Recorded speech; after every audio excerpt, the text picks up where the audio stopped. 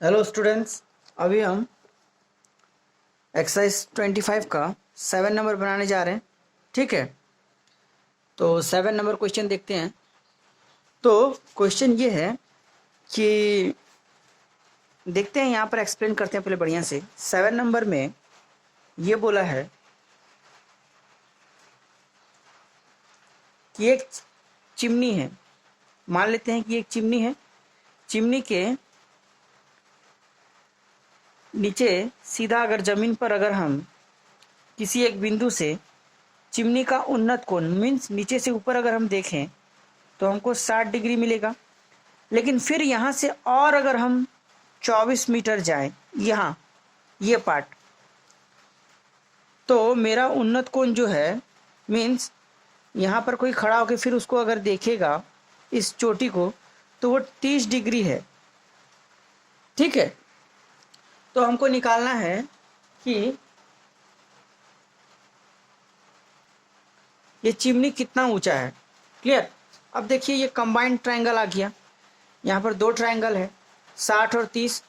तो अभी जितना भी क्वेश्चन बुक में 60 और 30 से जितना रिलेटेड है, 60 और 30 एंगल, वो पूरा एक सेट में मिलेगा। ठीक है, तो सिंगल ट्रायंगल पहले वाला वीडियो में बनाया जा चुका है। अभी सिर्फ 30 और 60 जहाँ जहाँ पर इस तरह से कंबाइंड ट्रायंगल में होगा हम उसको बना रहे हैं। तो ध्यान दीजिएगा, क्वेश्चन नंबर 7 से स्टार्ट कर रहे हैं कि सबसे पहले इसको नाम दे देते हैं ABCD। इसको हम x कंसीडर करते हैं, BC। ठीक है, तो देखते हैं यहाँ दो ट्रायंगल हैं। पहले लेते हैं ABC में, तो AB हम P कंसीडर करते हैं परपेंडिकुलर। BC जो है ये x है, और यहाँ पर जो एंगल C है वो कितना है 60 डिग्री। ये 3 पॉइंट हमारे पास है। अब दूसरा ट्रायंगल देखिए। दूसरा ट्रायंगल क्या है? Triangle ABD। ABD यहाँ पर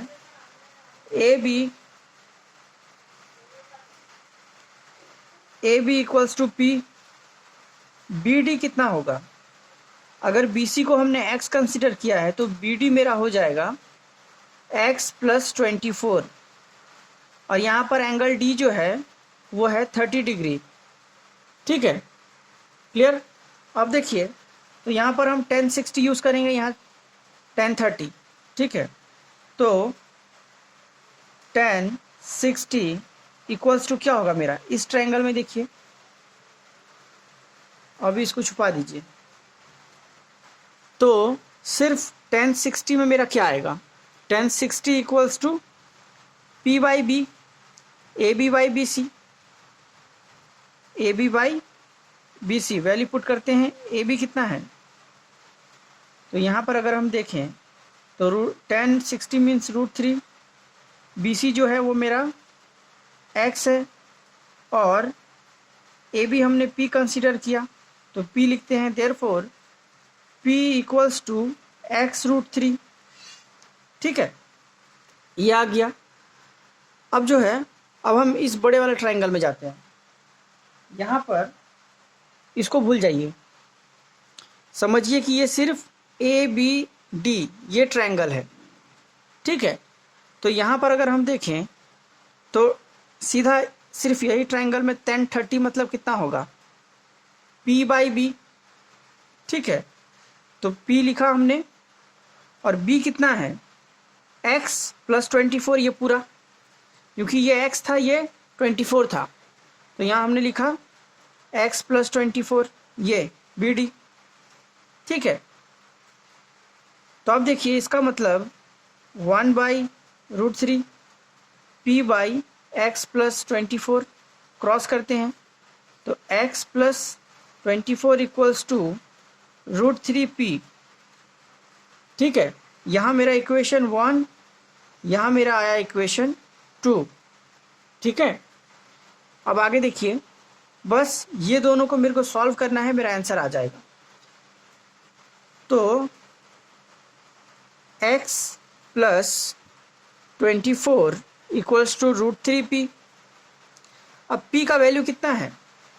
p का वैल्यू है मेरा x √3, तो यहाँ पुट कर देते हैं। तो x plus 24 equals to √3, p का मतलब x √3, यहाँ पुट कर दिया p का वैल्यू। तो यहाँ मेरा कितना आया? x प्लस 24 √3 सिर्फ एक 3x, ठीक है, क्योंकि 2 √3 मल्टीप्लाई होके हमेशा 1 3 देता है।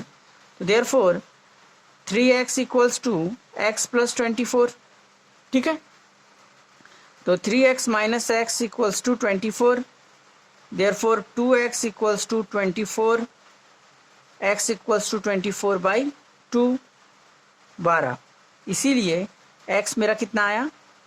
12, ठीक है। x मतलब 12, मतलब we get BC equals to 12, ठीक है।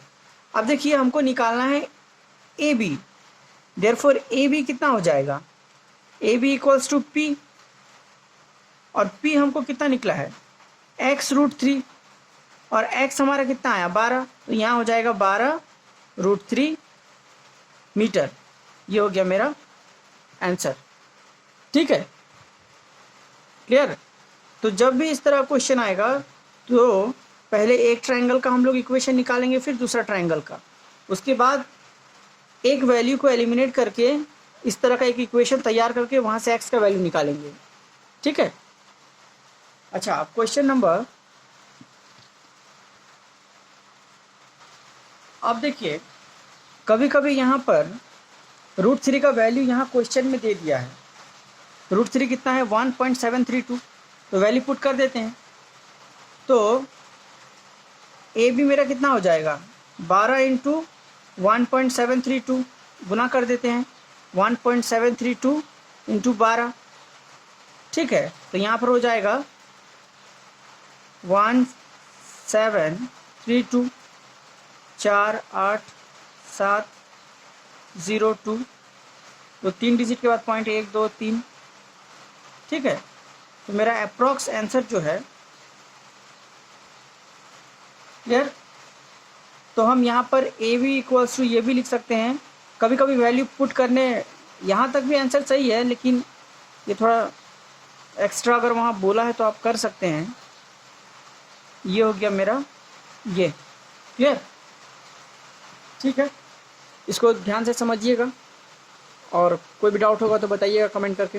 तो नेक्स्ट क्वेश्चन में जाते हैं। नेक्स्ट क्वेश्चन बोला है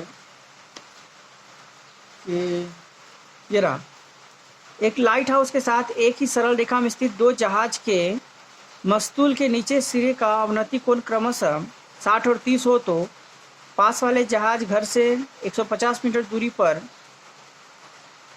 कितनी दूरी पर है? लाइट हाउस की ऊंचाई ज्ञात करें। अच्छा देखिए, इसको समझाते हैं। यहाँ क्या बोला है 10 नंबर में? तो 10 नंबर में जो मेरा क्वेश्चन है, पहले उसको समझिए। ये देखिए कि एक लाइट हाउस है, यहाँ पर 2 जहाज है, यहाँ से इसको देखा गया, और देखिए यहाँ पर जो एंगल जो बनेगा वो इसका रेस्पेक्ट में बनेगा। तो यहाँ 60 डिग्री बना। अब फिर यहीं से जब इसको देख रहा है तो ये एंगल जो है मेरा 30 डिग्री का अवनति कोण। अवनति कोण मीन्स ऊपर से नीचे विथ रेस्पेक्ट टू। अब देखिए अगर हम ध्यान दें कि ये पार्ट और ये पार्ट पैरेलल है, ठीक है। जैसे ही 2 पैरेलल लाइन होता है, ये एंगल इक्वल टू ये एंगल, ये दोनों बराबर होता है। तो याद रखिएगा, जैसे ही इस तरह से एकांतर कोण बनता है मेरा, तो अल्टरनेट एंगल, तो ये दोनों बराबर होता है, ठीक है। तो इसी का हम यूज़ करेंगे। मीन्स इस डायग्राम में अगर देखा जाए तो ये अगर मेरा 30 है, Z बनाइए तो ये भी 30 होगा, और ये अगर 60 है, ये देखिए जेड कहाँ बन रहा है, यहाँ, तो ये भी मेरा 60 होगा। ठीक है, तो इसको हम बढ़िया से पहले बना लेते हैं। तो ये कुछ इस तरह से बनेगा, ये देखिए, मीन्स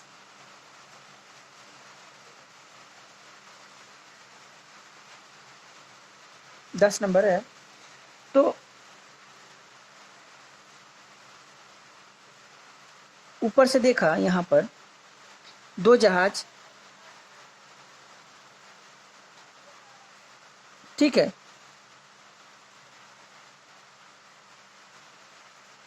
तो यहाँ पर क्या बना 30, यहाँ 60, इस तरह से देखने पर ये 30, तो ये भी 30, ये पार्ट 60, तो ये पार्ट भी, ये देखिए z अल्टरनेट एंगल 60। ठीक है, या फिर आप सिंपल इतना याद रखिएगा, जब इस तरह से एंगल बनेगा तो परपेंडिकुलर का सामने जो है वो बड़ा बनेगा और उससे दूर छोटा। ठीक है, तो ट्रिगोनोमेट्री का बेसिक के ऊपर जो हमने वो बनाया हुआ है वीडियो, उसमें देखिएगा, बेसिक ट्रिगोनोमेट्री के ऊपर हमने ये क्लियर किया हुआ है कि सामने वाला जो होता है वो बड़ा एंगल लेंगे और दूर वाला छोटा एंगल। अच्छा ठीक है, तो इसको हम A B C D consider करते हैं। ठीक है, अब दूसरा क्वेश्चन बोला है इसी में कि ये पहला वाला जो जहाज है, ये जहाज घर से यदि कितना मीटर दूरी पर हो, 150 मीटर, ये यहाँ से यहाँ तक कितना दूर हो, 150 मीटर हो, तो दूसरे जहाज का मसूल लाइट हाउस से कितनी दूरी है, तो ये दूसरा वाला जहाज जो है यहाँ से कितना दूर है, ये वाला क्वेश्चन मार्क। ठीक है, तो इस पार्ट को हम x कंसीडर कर लेते हैं। ठीक है, अब देखिए, और प्लस ये भी पूछा है कि लाइट हाउस का ऊंचाई कितना है। ठीक है, तो इसको हम p कंसीडर कर लेते हैं। अब देखिए जो जो डाटा दिया है वो लिख लेते हैं। तो ट्रायंगल ए बी सी में क्या दिया है, ट्रायंगल ए बी सी में दिया है A B equals to P, ये पता नहीं, बी सी जो है वो 150 दिया है, लिख लेते हैं। ठीक है, अब अच्छा, अब दूसरा देखिए, फिर ये बड़ा वाला ट्रायंगल में देखिए, ए बी डी में, इसमें क्या है, A B equals to P, B D equals to, ये कितना हमने x कंसीडर किया पूरा, तो ये x।